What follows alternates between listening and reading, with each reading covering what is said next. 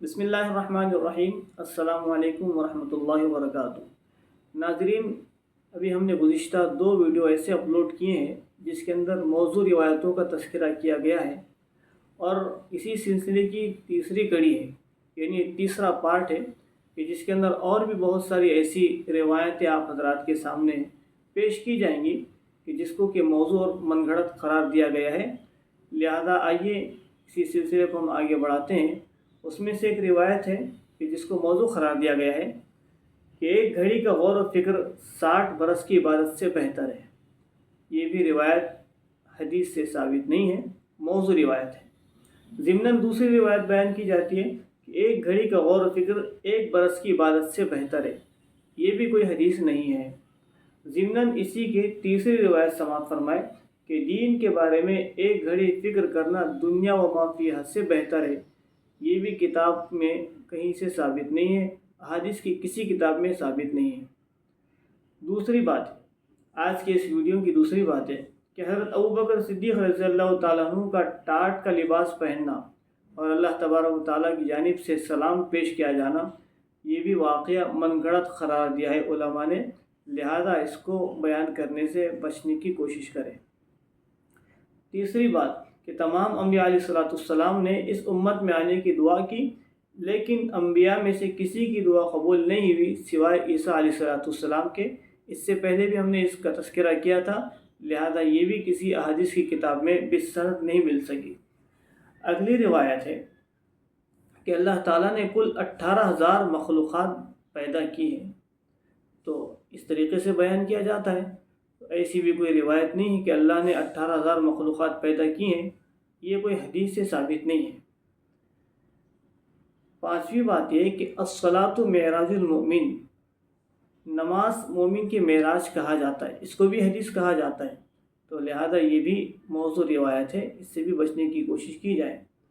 छठवीं बात है आज की इस वीडियो की कि वफ़ात रसूल के मौके पर उम्मत का गम और हज़रत जिब्राईल अलैहिस्सलाम की व मलकुल मौत की आमद वाली रिवायत जो बयान की जाती है। ख़ास तौर पे हुज़ूर की वफ़ात का जब तज़किरा होता है तो उस मौके पर ये रिवायत बयान की जाती है कि हुज़ूर का जब आखिरी वक्त आया तो हज़रत जिब्राईल अलैहिस्सलाम ने अंदर आने की इजाज़त तलब की और फिर आपने उस वक्त उम्मत के ताल्लुक़ से पूछा कि मेरी उम्मत का क्या होगा। तो ऐसी कोई रिवायत हदीस से साबित नहीं है, ये भी बेअसल रिवायत है। सातवीं रिवायत यह है कि दाई के कब्रिस्तान से गुज़रने पर मुर्दों से 40 रोज़ तक अज़ाब माफ़ हो जाता है। ये तो हमने बयान किया था, लेकिन इसी के ज़िम्न में दूसरी रिवायत भी है कि बेशक आलिम और तालिब इल्म जब किसी बस्ती से गुज़रते हैं तो अल्लाह ताला उस बस्ती के ख़बर से या कब्रिस्तान से 40 दिन तक अज़ाब उठा लेते हैं। तो ये भी कोई रिवायत नहीं है, इससे भी बयान करने से बचा जाए।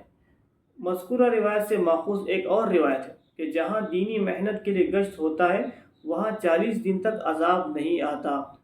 ये भी बेअसल बात है, इसका भी किसी हदीस से तज़किरा साबित नहीं है। आठवीं बात है कि एक गरीब सहाबी का शादी के मौके पर हथियार ख़रीद कर जंग में शरीक होना और शहीद हो जाना, ये भी वाक़या गैर साबित है, इसको भी वाक़या बयान करना नहीं चाहिए। अगली रिवायत ये कि जो शख्स नमाज में सुस्ती करता है उसको 15 तरह के अज़ाब होंगे, तफसील एक वाक़या बयान किया जाता है। तो ये भी अहादीस की किताब में साबित नहीं है। ज़िम्नन दूसरी रिवायत इसकी बयान की जाती है कि नमाज की पाबंदी करने वाले को 5 इनामात दिए जाएंगे। उस पर रिज़्क़ की तंगी ना होगी, क़ब्र का अज़ाब ना होगा, नामा अमाल दाहिने हाथ में दिया जाएगा, पुल सिरात से बिजली की तरह तेज़ी से गुजर जाएगा, बग़ैर हिसाब जन्नत में दाखिल होगा। ये रिवायत आप सल्लल्लाहु अलैहि वसल्लम से साबित नहीं है, मुहद्दिसीन ने इसको मौजू करार दिया है। ज़िम्नन तीसरी रिवायत है कि जो शख्स नमाज नहीं पढ़ता उसको हर नमाज छोड़ने पर दुनिया में ही मुख्तलिफ सज़ाएँ मिलेगी। क्या है कि फजर के छोड़ने पर चेहरे का नूर ख़त्म हो जाता है, ऐसा बयान किया जाता है। ज़ोहर के छोड़ने पर रिज़्क़ में बरकत नहीं होती। नंबर 3, असर के छोड़ने पर वजाहत ख़त्म हो जाएगी। नंबर 4, मगरिब के छोड़ने पर औलाद में बरकत नहीं होगी। नंबर 5, ईशा के छोड़ने पर नींद की राहत ख़त्म हो जाती है। इस रिवायत को भी अहादीस में तलाश किया गया, लेकिन किसी सनद से इस रिवायत को भी अहादीस की किताब में तलाश किया गया, लेकिन इसकी कोई सनद नहीं मिल सकी। ज़िम्नन चौथी रिवायत है کہ نماز چھوڑنے والا قیامت کے دن اس حال میں لایا جائے گا کہ اس کے چہرے پر 3 سطریں لکھی ہوں گی: اے اللہ کے حق کو ضائع کرنے والے، اے اللہ کے غصے کے مستحق، تو نے جس طرح دنیا میں اللہ رب العزت کا حکم اور حق ضائع کیا، آج تو اللہ کی رحمت سے مایوس ہے۔ تو یہ بھی کوئی حدیث سے ثابت نہیں ہے۔ ایک اور اہم بات ہے کہ ایک نماز قضا کرنے پر 2,88,00,000 سال جہنم میں جلنے کا عذاب جو حدیث سے بیان کیا جاتا ہے اور جس کو حدیث سمجھ کر کہا جاتا ہے، تو یہ بھی حدیث کتاب کی حدیثوں میں سند کے ساتھ کسی کو بھی نہیں مل سکی، یعنی محدثین کو نہیں ملی۔ ایک ضعیفہ کا اور ایک روایت ہے کہ ایک ضعیفہ کا آپ صلی اللہ علیہ وسلم کے اخلاق سے متاثر ہو کر ایمان لانا، یہ بھی کوئی حدیث سے واقعہ ثابت نہیں ہے، اس کو بھی بیان کرنے سے بچا جائے۔ اور ایک روایت ہے کہ طوفانی رات میں آپ کا دعوت دینا، کہ طوفان کی رات تھی اور آپ صلی اللہ علیہ وسلم دعوت دینے کی غرض سے کسی کے پاس گئے تھے، یہ واقعہ بھی حدیث میں کہیں پر نہیں مل سکا۔ اور ایک اسی سے متصل روایت ہے کہ طوفانی رات میں ابو جہل کے دروازے پر آپ صلی اللہ علیہ وسلم کا دعوت دینے کے لیے جانا، یہ بھی احادیث کی کسی کتاب میں سند سے ثابت نہیں ہے۔ اور ایک روایت ہے کہ آپ صلی اللہ علیہ وسلم کا سکرات میں اپنی امت کی موت کی تکلیف کو یاد کرنا، کہ اسرائیل علیہ السلام سے کہا تھا کیا واقعی میں ایسی تکلیف مرنے کے وقت ہوتی ہے، تو حضور نے اس وقت اپنی امت کو یاد کیا تھا، یہ بھی کسی حدیث سے ثابت نہیں ہے۔ اور ایک مشہور واقعہ ہے جس کو بیان کیا جاتا ہے کہ حضرت بلال رضی اللہ تعالیٰ عنہ آپ صلی اللہ علیہ وسلم کی وصال کے بعد شام چلے گئے، یہ واقعہ بیان کیا جاتا ہے۔ حضرت بلال رضی اللہ عنہ کو خواب میں نبی کریم صلی اللہ علیہ وسلم کی زیارت ہوئی۔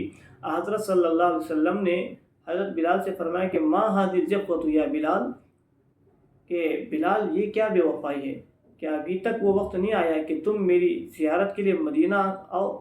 حضرت بلال رضی اللہ عنہ گھبراہٹ کے عالم میں نیند سے بیدار ہوئے، سواری پر سوار ہوئے، مدینہ منورہ پہنچے اور قبر مبارک پر حاضری دی۔ وہاں روتے ہوئے اپنے چہرے کو قبر مبارک پر ملتے رہے۔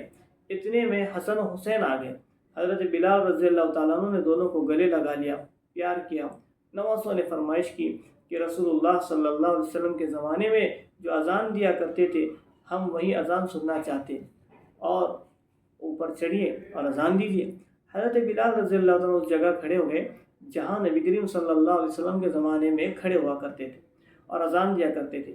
اذان شروع کی، اللہ اکبر کہا تو سارا مدینہ حرکت میں آ گیا۔ اشہد ان لا الہ الا اللہ کہا تو یہ حرکت شدید ہو گئی۔ اشہد ان محمد رسول اللہ کہا تو عورتیں بھی باہر نکل گئیں اور لوگ سوالیہ انداز میں کہنے لگے کہ یا رسول اللہ صلی اللہ علیہ وسلم دوبارہ مبعوث کر دیے گئے، دوبارہ بھیج دیے گئے۔ رسول اللہ صلی اللہ علیہ وسلم کی وصال کے بعد جتنا اس دن مدینے کی عورتیں اور مرد روئے، اتنا رونا کسی اور دن نہیں دیکھا گیا۔ اس قصے کو حافظ ذہبی رحمۃ اللہ علیہ نے اور ابن عبد الحادی رحمۃ اللہ علیہ نے، ابن کثیر رحمۃ اللہ علیہ نے، ابن حجر عسقلانی رحمۃ اللہ علیہ وغیرہ نے اس کو ضعیف قرار دیا ہے، منکر واہی بلکہ موضوع قرار دیا ہے، کیونکہ سند میں کئی روایت مجاہیل ہیں جن کا عطا پتہ معلوم نہیں، لہذا اس قصے کو بیان کرنے سے احتراز کیا جائے۔